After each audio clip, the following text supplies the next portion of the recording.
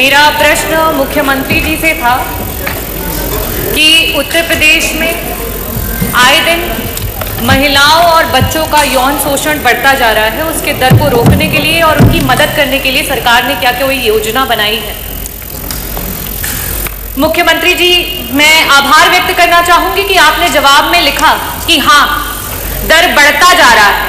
आप खुद इस बात को मानते हैं कि उत्तर प्रदेश में महिलाओं का उत्पीड़न हो या बच्चों का उत्पीड़न हो, उसमें आज उत्तर प्रदेश टॉप के नंबर पे है, पूरे इंडिया में सबसे पहले नंबर पे। मैं और हमारे सारे सभी सदस्य जब जब सदन में विभिन्न विभागों के सवाल उठाते हैं, मुद्दों को उठाते हैं, तो बार बार यही कहा जाता है कि अरे आपने क्या किया, आपने क्या किया, आपने क्या किया। अध्यक्ष जी, जब हमारी सरकारें रही तो अगर इस तरीके की वारदातें हुई तो उस पे लोगों ने आक्रोश जाहिर किया, लोगों ने धरना किया और उसकी अनुमति मिली, लोकतंत्र जीवित रहा। आज ये स्थिति हो चुकी है कि आप स्वयं इस बात पे हामी भर रहे हैं कि एनसीआरबी के आंकड़े बढ़ते चले जा रहे हैं, लेकिन लोगों की आवाजों को बंद कर दिया जा रहा है। कल विधानसभा में जब एक प्रश्न एक महिला जनप्रतिनिधि के द्वारा स्वास्थ्य मंत्री जी से किया गया तो उनके द्वारा नंगा जैसा शब्द का प्रयोग करना ये दर्शाता है कि आपकी महिलाओं की तरफ क्या सोच है और आपकी सरकार कितनी संवेदनशील है महिलाओं को लेकर के।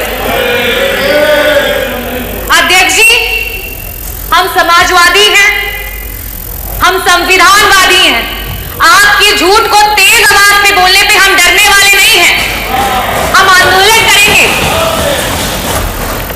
मेरा प्रश्न मुख्यमंत्री जी से सीधा है कि 2017 से लेकर के 2023 तक कुल ऐसे कितने यौन शोषण के महिलाओं के लिए और साथ ही साथ prevention of child from sexual offence के तहत कुल कितने केसेस दर्ज किए गए और उन लोगों को सरकार के द्वारा किस प्रकार की योजनाओं के तहत मदद की गई।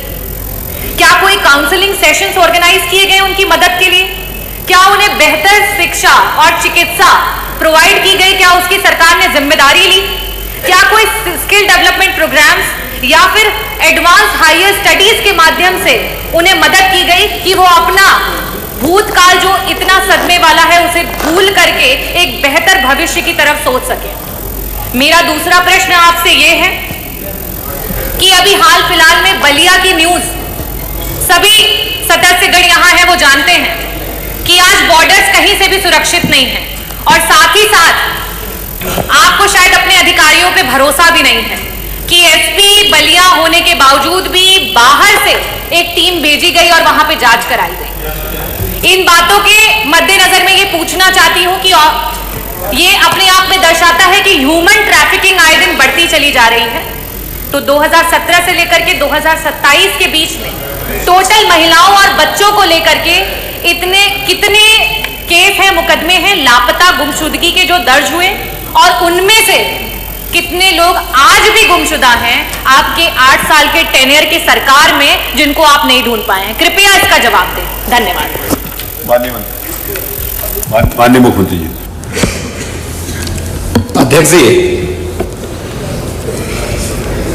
माननीय सदस्य ने एक बहुत महत्वपूर्ण मुद्दे की ओर सदन का ध्यान आकर्षित किया है और वास्तविक तथ्य इस माननीय सदन के समक्ष आने चाहिए। महिला और बाल सुरक्षा और खासतौर पर सेक्सुअल हैरेसमेंट से जुड़े हुए जो मुद्दे होते हैं वह केवल बाहर से ही नहीं होते हैं। इसके दोनों तरीके हैं, घर के अंदर भी और घर के बाहर भी, और इसलिए इन दोनों मुद्दों को ध्यान में रख करके सरकार ने इस दिशा में जो ठोस कदम उठाए हैं वह इस सदन के सभी माननीय सदस्यों के संज्ञान में बहुत आवश्यक है। अगर मैं महिला संबंधी अपराध को, जिसमें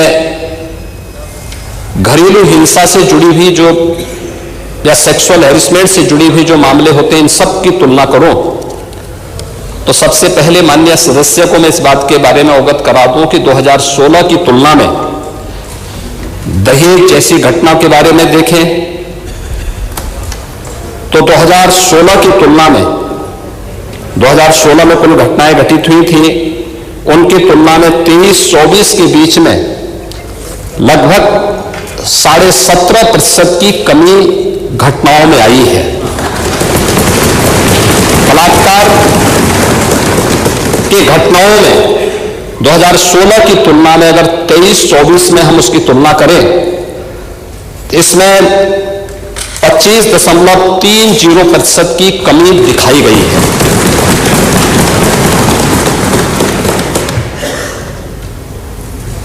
लेकिन अगर हम इन सभी बातों को ध्यान में रखें कि 17 से लेकर के 24 के बीच में महिला और बालिग जो नाबालिग बच्चे हैं उनके खिलाफ यौन उत्पीड़न से जुड़े हुए जो मामले हैं, उनमें से प्रदेश सरकार ने अपने प्रोसिक्यूशन विंग को मजबूत करने का परिणाम सामने आया है। 24,402 प्रकरण में अभियुक्तों को अब तक सजा दिलाई जा चुकी है। 17 से लेकर 24 के बीच में पास्को अधिनियम के अंतर्गत 9,875 अभियोगों में सजा दिलाई गई है। 2022 से 24 के मध्य में महिलाओं के विरुद्ध पास्को अपराध में न्यायालय के द्वारा 16,718 अभियुक्तों को सजा दी गई है, जिनमें 21 को मृत्युदंड, 1713 को आजीवन कारावास, 4,653 को 10 वर्ष या उससे अधिक के कारावास और 10,331 को 10 वर्ष से कम की कारावास की सजा भी दी गई है। और मुझे बताते हुए दुख है कि एंटी रोमियो स्क्वाड का जब हमने गठन किया था, सबसे पहले समाजवादी पार्टी ने इसका विरोध किया था, उसने विरोध किया था। और मुझे बोलने में भी कोई संकोच नहीं है कि महिला संबंधी अपराध से जुड़े हुए ज्यादातर मामलों में समाजवादी पार्टी से डायरेक्ट या इनडायरेक्ट जुड़े हुए लोग उसमें इन्वॉल्व पाए जाते हैं। और यही नहीं, महिला संबंधी अपराध में ये उस पीढ़ी का प्रतिनिधित्व करते हैं जिस पीढ़ी ने जिसने कहा था कि लड़के हैं गलती कर देते हैं। ये महिला सुरक्षा की बात क्या करेंगे? ये महिला सुरक्षा के लिए तो समाजवादी स्वयं ही एक गंभीर खतरा है। और इसीलिए महिला सुरक्षा के बारे में प्रदेश सरकार पूरी तरह सचेत है, सक्रिय है। हर बेटी को भी, हर व्यापारी को भी सुरक्षा प्रदान करने के लिए पूरी तरह प्रतिबद्ध है।